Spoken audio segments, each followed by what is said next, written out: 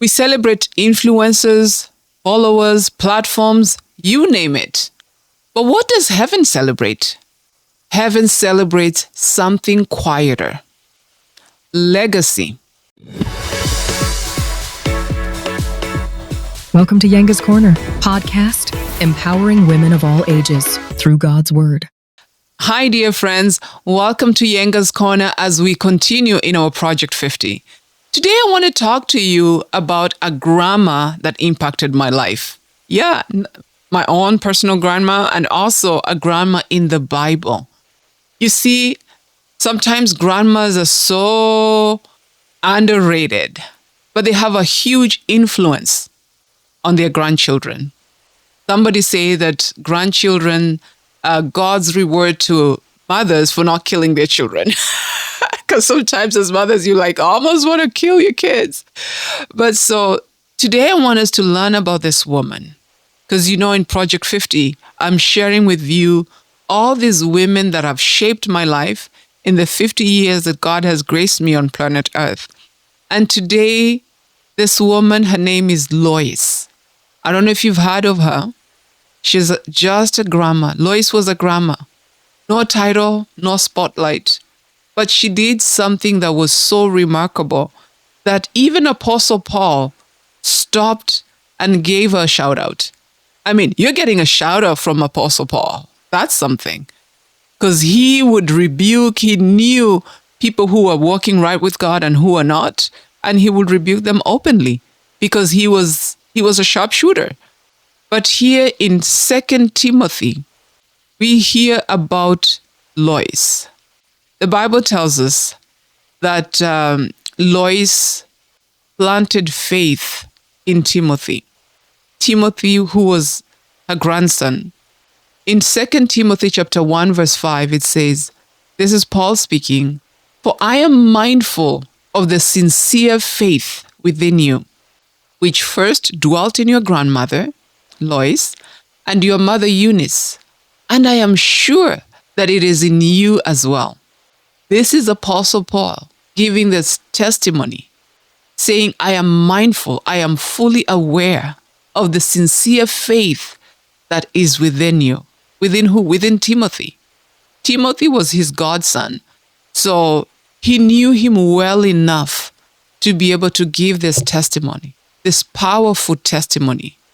And we see this grandmother, what she did was she planted faith in Timothy in an early age.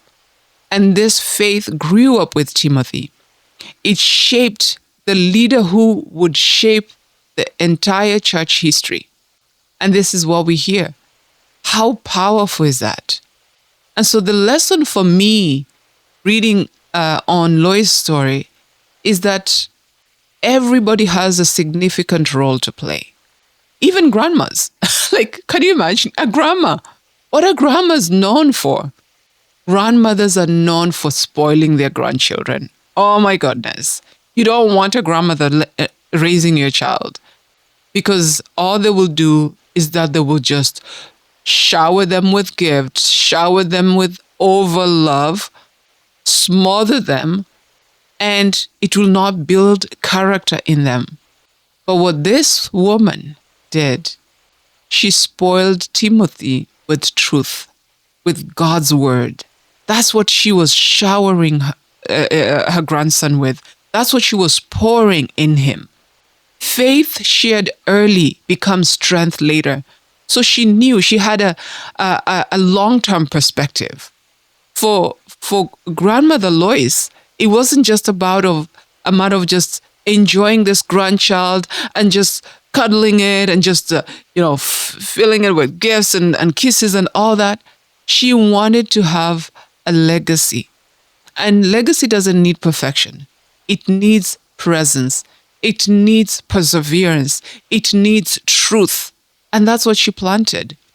And we see how she was so, how can I say it? The way she worked in preserving faith, in communicating faith, it was so consistent. Why was it consistent? Because we see she shaped her own daughter's life, Eunice, and Eunice, in turn, applied that in Timothy's life. If we look, we hear that Timothy's dad was a Greek. So he had really no part in playing in terms of shaping Timothy's faith. It was the mom who was Jewish and the grandma. And so this is an encouragement to you, sisters, that sometimes you may feel like, oh, I'm just doing this alone. My husband is not in the faith. My husband does not believe. My husband doesn't go to church with us. But you have that opportunity because as women, as mothers, we are the ones who are always closest to our children. We are the ones who are doing a lot of that shaping. We are the ones who are doing a lot of the modeling from the behavior to their faith. So when we are aware of that, we need to play our roles so well. And for me, as a mother, that is the role that I was constantly playing when my children were young. I always had eternity in mind. I always had long term in mind. How are these children going to stand up as adults? How is their faith going to be able to stand up? I don't want their faith to be so crippled that they always have to use me as, how can I say it, as a crutch.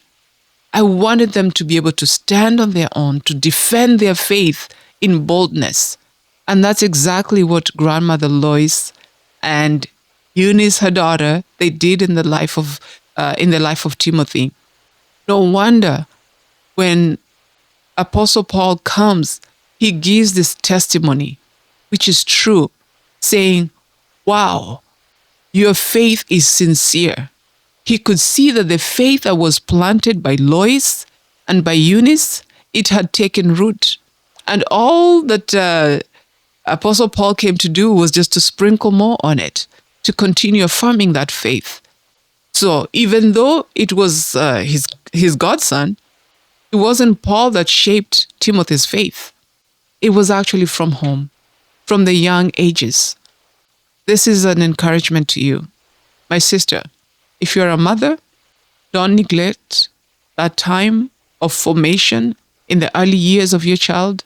Take that moment, always think on the spiritual side and build the faith of your children because it is so important. It is so important. That's what they're going to carry in their adulthood.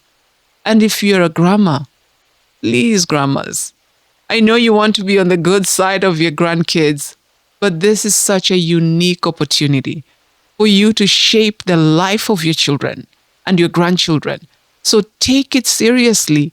As much as you shower them with gifts and you shower them with love, which is fine, but make sure that you shower them with God's word that is going to shape their hearts, that is going to shape their character.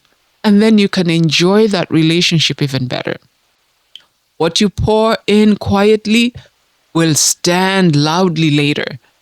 So I pray that you be that woman who is going to stand by the grandkids, who is going to shape them, and who is going to also build a legacy. We want to leave something that is going to go beyond us. As a grandma, Lois was at the end of her life, but she wanted to make sure that she passed the baton of faith to her grandson, Timothy. I hope you're going to be able to have that opportunity to do so. If you're a mother, you start by your children because that's where Lois started. She started with Eunice. If you don't have children of your own, then you do with the godchildren around you. Because we see Apostle Paul never had children of his own, but he had children of faith, and that he kept on following up. He had Timothy, he had Philemon. So this is an opportunity for you, my sister. Whether you are a parent or not, a biological parent or not, you have an opportunity to shape the life of a child. Because later on, they are going to be leaders and they're going to make an impact. And then you can look and say, hey, I had a part in his life. I had a shaping in his life. How beautiful is that? I see that in my children today, and I am grateful to God that I stuck it out, that I shaped their lives. I shaped their hearts with God's word. Friends, I hope this has spoken to you. If it has, please let me know in the comments. Tell me, what are some of the